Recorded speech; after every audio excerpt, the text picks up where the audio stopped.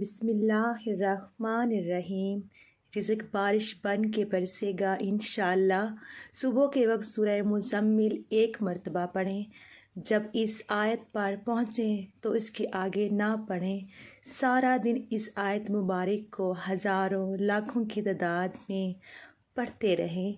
رات کو سوتے وقت آگے سے ساری سورہ مکمل کر کے درود شریف پڑھتے پڑھتے سو جائیں۔ 40 دن ہی نہیں گزریں گے 40 دن ہی نہیں گزریں گے رب رزق کے دروازے کھول دے گا انشاءاللہ۔ اللہ پاک آپ کے لیے آسانیاں فرمائے۔ وظیفے کا آغاز کرنے سے پہلے ہم سب مل کر نبی پاک صلی اللہ علیہ وآلہ وسلم پر درود پاک پڑھتے ہیں۔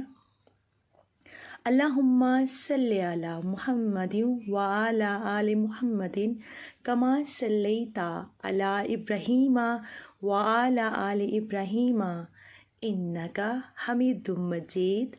اللہم بارک علی محمد وعلی آل محمد کما بارکت علی ابراہیم وعلی آل ابراہیم انک حمید مجید۔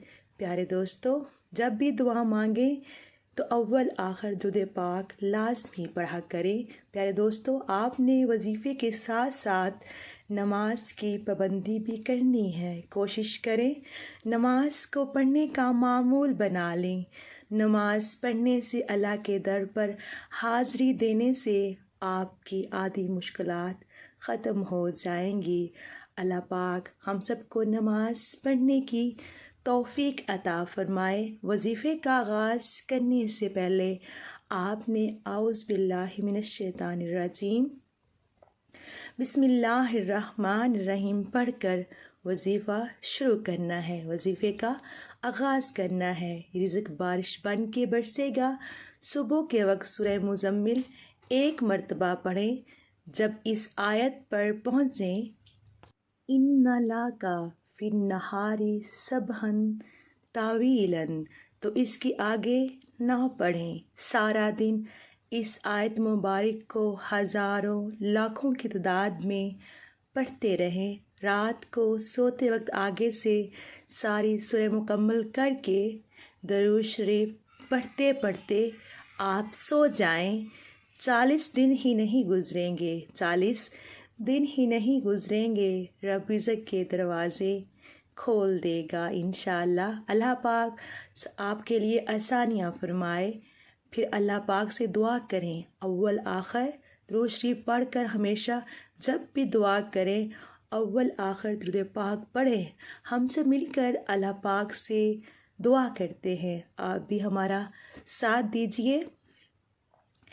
اے اللہ، اے میرے پروردگار، ہمیں مانگنے کا سلیقہ نہیں آتا، پھر بھی ہر روز ہاتھ پھیلائے اس یقین کے ساتھ تجھ سے مانگتے ہیں کہ تیرے سوا ہماری دعاؤں کو قبول کرنے والا کوئی نہیں۔ اے مالک، ہماری ٹوٹی پھوٹی دعاؤں کو نہ دیکھ، ہمارا تجھ پہ جو یقین کامل ہے اس کو دیکھ اور ہماری حاجتوں کو پورا کر دے۔